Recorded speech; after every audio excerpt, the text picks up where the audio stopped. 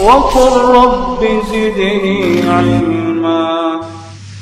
Nubdadun mujazatun an hayatil muallif. Nubdah itu apa? Informasi ringkas, mujaz yang ringkas, artinya sekilas gitu ya.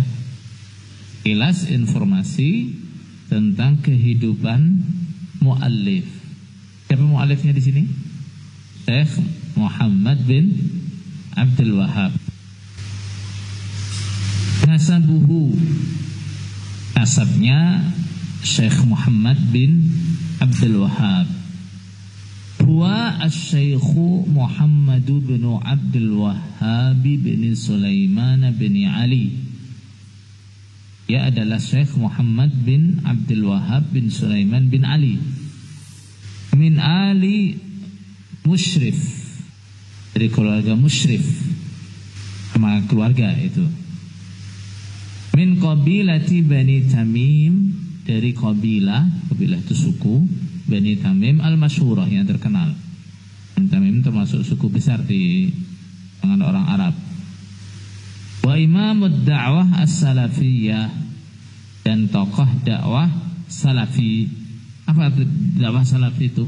Apa sih yang namanya salafi itu apa sih? Salafi itu apa? Nama kelompok yang menamakan dirinya salafi? Bedakan antara salafi itu sebagai nama kelompok dan salafi dalam makna yang sesungguhnya. Kalau salafi dalam artian kelompok, ya orang-orang yang menamakan dirinya sebagai orang-orang salafi. Betul? Kalau salafi dari sisi yang sesungguhnya adalah apa? Salafi dalam arti yang sesungguhnya adalah orang-orang yang menetapi kemurnian Quran hadis atau menetapi sunnah-sunnah Rasulullah Sallallahu Alaihi Wasallam sebagaimana Rasulullah, sahabat-sahabatnya, para tabi'in, tabi'in, dan ulama-ulama yang pemahamannya, manhajnya, caranya memahami Quran hadis seperti mereka. Itu artinya apa? Salafi. Kalimat atau arti salafi itu merujuk atau berasal dari kalimat salaf.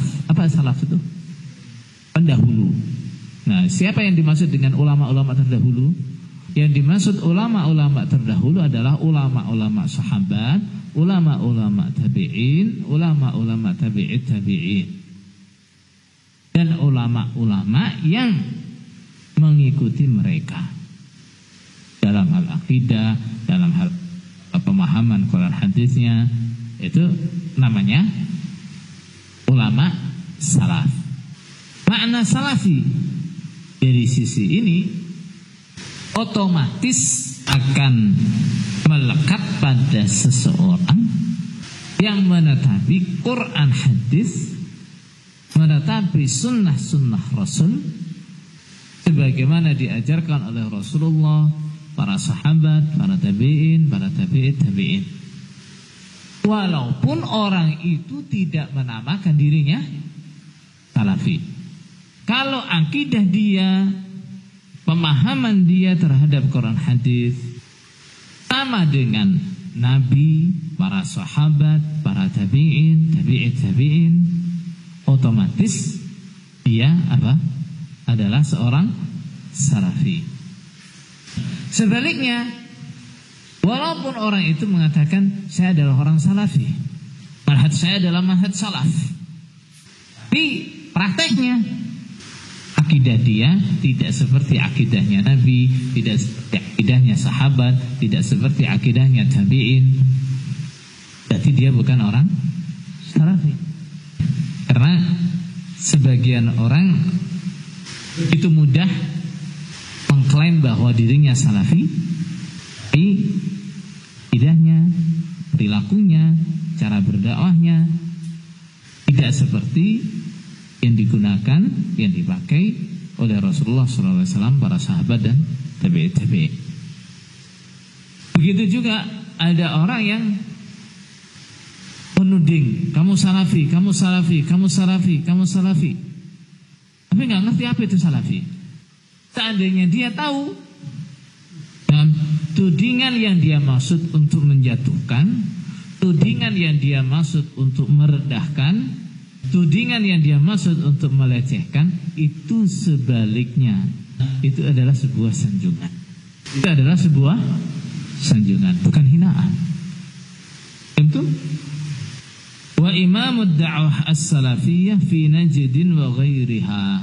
Dia adalah tokoh, namanya imam itu tokoh dakwah salafiyah di wilayah Najd dan wilayah-wilayah.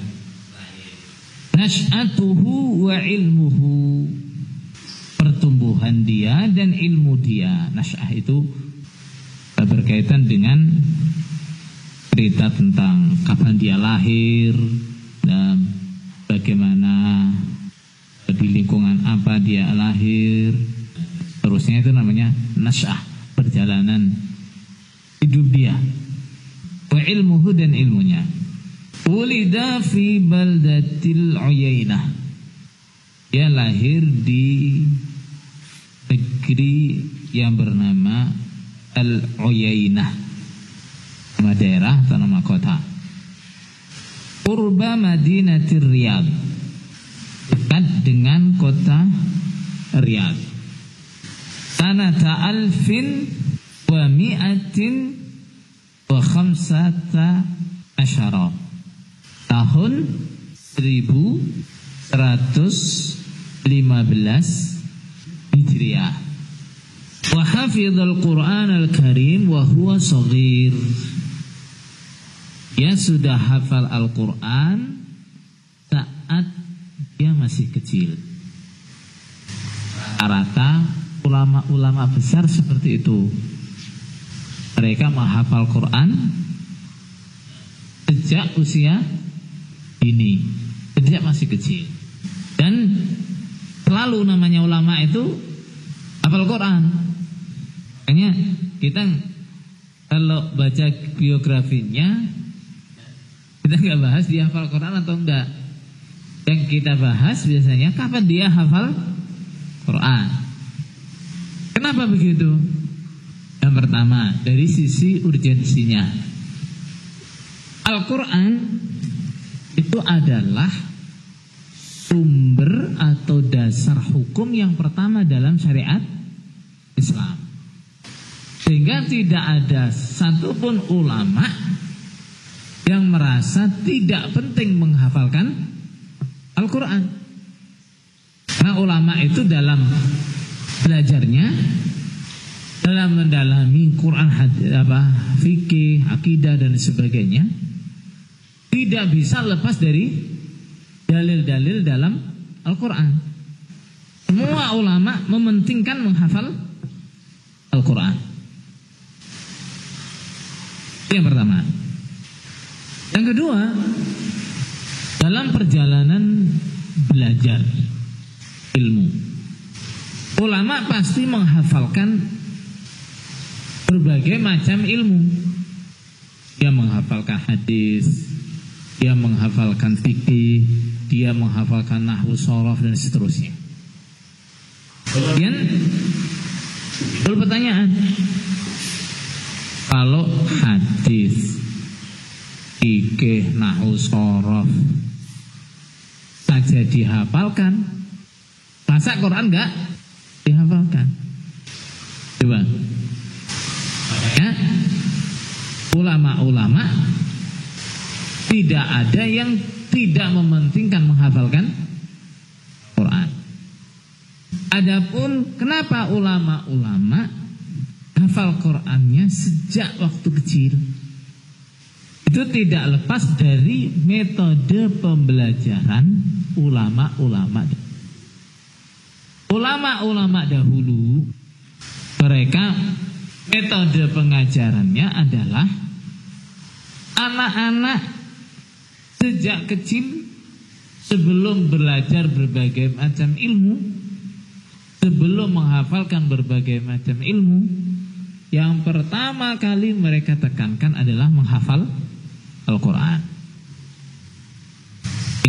menambahkan bahwa anak-anak itu umumnya mereka belum bisa atau belum mampu untuk mencerna, memahami.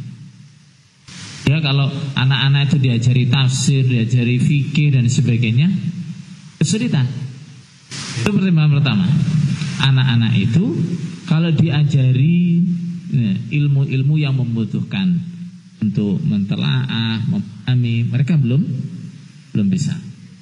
Sementara di sisi lain mereka punya kelebihan, daya ingatnya kuat. Anak-anak itu kalau dia hafal sesuatu biasanya sampai tua nggak lupa. Zikir-zikir, doa-doa yang paling banyak kita baca sampai sekarang, itu rata-rata kapan kita hafalnya? Waktu masih kecil, waktu usia cabai rawit. Inilah kenapa kemudian kita menjumpai ulama-ulama besar rata-rata mereka menghafal Quran sejak usia dini. Wa tatalammadza ala walidihi Qadil Uyainah fi waqtihi. Dia berguru kepada bapaknya. Bapak dia juga seorang ulama. Qadil Uyainah fi waqtihi. Bapak dia adalah qadhi negeri Uyainah di zamannya. Jadi tidak hanya sekedar ulama, tapi dia tokoh ulama. Wa ala ghairihi min masyahiri ulama'i Najd. Dan kepada selain bapaknya, dia juga berguru kepada ulama-ulama yang terkenal di Najd. Wal Madinah wal Ahsa wal Basrah. Belajarnya tidak hanya di Uyainah saja. Ya. Wilayah-wilayah Najd itu dataran tinggi Saudi Arabia, mulai dari Riyadh, Taif, itu namanya daerah Najd.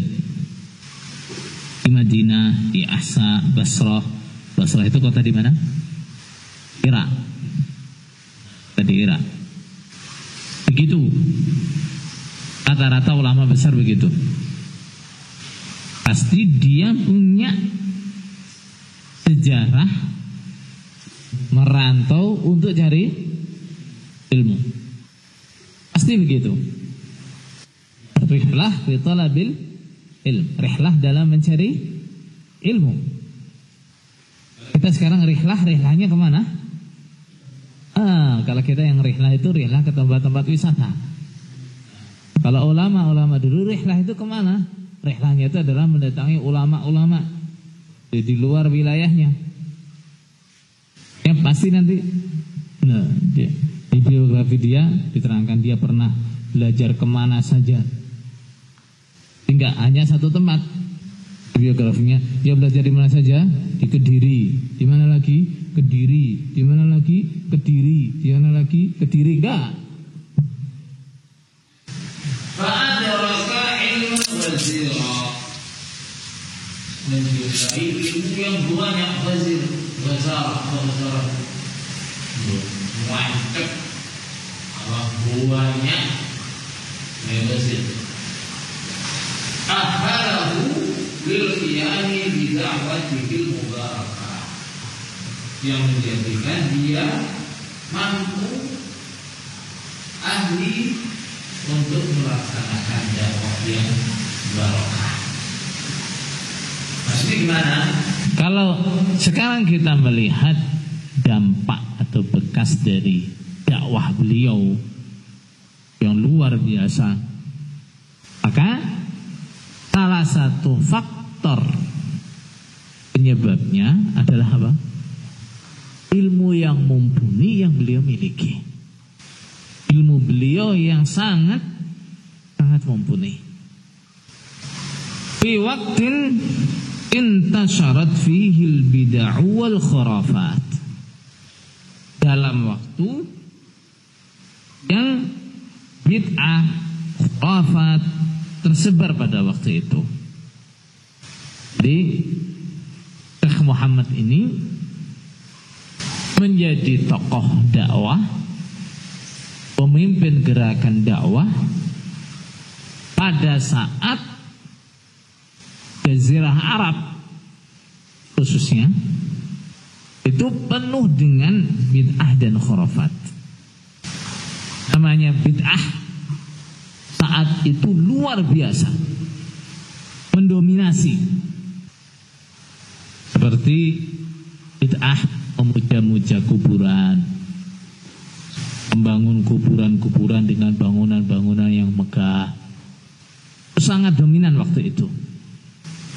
Kan kalau dilihat foto-foto peninggalannya, kita sempat lihat makam-makam seperti makam Baqi' itu, rata-rata kuburan itu dibangun megah-megah. Terutama kuburan-kuburan tokoh-tokoh itu dibangun dikasih kubah-kubah begitu. Wattabarruku bil kubur wal asjar wal ahjar. Waktu itu juga tersebar praktek apa? Mengambil barokah, tabarruk. Hanya mengambil barokah dengan kuburan-kuburan. Yang orang banyak senang ibadah di kuburan-kuburan orang-orang yang dianggap soleh, tokoh. Harapannya apa? Mendapat barokah dari kuburan itu. Kan kalau ada masalah, mengalami kesulitan, orang larinya kemana? Ke kuburan. Kita tolong sama wali-wali, orang-orang soleh yang ada di kuburan itu. Selain kuburan, pohon-pohon yang dianggap istimewa juga mereka ambil barokahnya. Batu-batu yang mereka anggap istimewa juga diambil barokahnya. Faqama rahimahullah bid-da'wati ila tashihil aqidah wa ikhlasil ibadati lillahi wahdah. Maka Syekh waktu itu menegakkan dakwah, menyuarakan dakwah, menyuarakan ajakan untuk membenarkan akidah dan memurnikan ibadah kepada Allah. Wa allafa iddata kutubin, dan dia menyusun banyak kitab. Min ashhariha hadzal kitab. Yang paling terkenal adalah kitab ini. Min ashhariha hadzal kitab, yaitu kitab tauhid. Kitab yang paling terkenal yang telah disusun oleh Syekh Muhammad bin Abdul Wahhab adalah kitab ini, kitab tauhid. Faqad laqiya artinya laqiya menjumpai apa kitab qabulan. Apa qabulan? Penerimaan aziman ladal ulama'i wal muta'allimin. Kitab tauhid menjumpai penerimaan yang besar di kalangan ulama dan orang-orang yang belajar, muta'allim. Ini gimana? Ulama-ulama banyak mengajarkan kitab ini. Orang-orang yang belajar ilmu juga banyak ingin belajar kitab ini. Wa'tanu bihi dirasatan wa syarha. Banyak ulama yang memperhatikan kitab ini, memberikan perhatian pada kitab ini. Dengan cara apa? Ada yang mengajarkannya atau mensyarahinya. Kitab tauhid ini kalau kita kumpulkan syarahnya mungkin hampir 100-an syarahnya, dengan berbagai macam metode pensyarahan. Banyaknya syarah-syarah kitab tauhid ini menunjukkan apa? Perhatian besar para ulama terhadap kitab ini. Semua ulama ingin ikut andil menulis syarah untuk memudahkan umat Islam memahami kitab tauhid. Bahwa kitabun badi'ul wad'i. Kitab tauhid ini adalah kitab yang luar biasa peletakannya, artinya penyusunannya. Badi' itu apa? Luar biasa. Metode penyusunannya luar biasa. Jadi kita lihat bab-bab yang dia susun dengan dalil-dalil yang dia tempatkan di bawah bab-bab itu. Azimul faidah, besar faidahnya, fawaidnya banyak. Nafa'allahu bihi khalqan katsira. Allah telah memberikan manfaat sebab kitab ini pada makhluk yang banyak. Banyak orang mendapatkan manfaat sebab kitab ini. Waqad baqiya Syekh tilata hayatihi muallima. Syekh Muhammad bin Abdul Wahhab sepanjang hidupnya sibuk menjadi apa? Pengajar selama hidupnya. Wada'iyan ilallahi ta'ala, dan berdakwah ilallah. Dakwah mengajak menetapi agama Allah. Dakwah mengajak memurnikan ibadah kepada Allah. Dakwah mengajak menetapi agamanya Allah. Itulah dakwah yang benar. Dakwah yang seperti ini ibarat orang berdiri, itu berdiri di tempat yang kuat, berdiri di tempat yang tidak mudah digoyang. Kenapa? Ketika seseorang itu dakwahnya murni untuk Allah, murni untuk agama Allah, maka semua dalil mendukung dia, semua ilmu mendukung dia. Amiran bil ma'rufi wa nahiyan 'anil munkar. Perintah pada kebaikan dan mencegah dari kemungkaran. Sampai kapan beliau berdakwah seperti itu? Ila an tuwfiya fid Dar'iyah, sampai dia wafat di daerah Dar'iyah, qurba Madinatir Riyadh, dengan kota Riyadh. Sanata 1206, tahun 1206. Waqad takharraja ala yadihi adadun kabirun minal ulama. Dia telah meluluskan ulama-ulama dalam jumlah yang besar. Takharraja ala yadihi, lulus atas tangan dia, maksudnya hasil didikan beliau. Wa a'immatud dakwah, dan tokoh-tokoh dakwah. Banyak ulama-ulama besar, tokoh-tokoh dakwah yang merupakan hasil didikan beliau. Begitu seorang ulama. Artinya ulama itu pasti meninggalkan bekas. Sehingga kalau kita ingin mengukur kealiman seseorang yang tidak kita jumpai, salah satu caranya adalah melihat apanya? Melihat bekasnya. Apa bekasnya? Bekasnya itu bisa dari murid-murid beliau seperti apa. Lihat murid-muridnya. Kalau murid-muridnya adalah orang-orang yang ahli ilmu, ilmunya matang, akidahnya benar, nah berarti gurunya dulu adalah ulama yang ilmunya matang. Kalau tidak kita jumpai murid-muridnya, kita bisa mengukur kealiman dia lewat karya-karya tulisnya, kitab-kitab apa yang dia tinggalkan.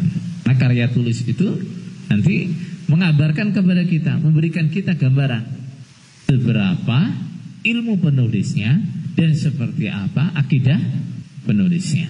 Kenapa? Karena al-ina'u yufriqu bima fihi. Wadah itu akan menumpahkan apa yang ada di dalamnya. Kalau teko, eret, galon, jerigen itu isinya susu, begitu dituangkan yang keluar apa? Susu. Kalau isinya teh, begitu dituangkan yang keluar teh juga. Dan seterusnya. Kalau isinya lumpur, keluar lumpur. Nah, seperti apa akidah dia? Seperti apa ilmu dia? Ya lihat saja bekasnya. Murid-murid yang dia siram dengan ilmunya jadinya seperti apa? Kitab-kitab yang dia gunakan sebagai tempat dia menumpahkan ilmunya jadinya seperti apa? Tentu ajzalallahu lahul ajra wa thawab. Ma mana ajzala? Jazil. Ma mana jazil? Banyak. Semoga Allah memberinya pahala yang sangat banyak. Wa ja'alal jannata mathwah, dan semoga Allah menjadikan surga sebagai tempat tinggalnya. Wa sallallahu wa sallama ala nabiyyina Muhammad wa alihi wa sahbihi. Sedikit biografi tentang Syekh Muhammad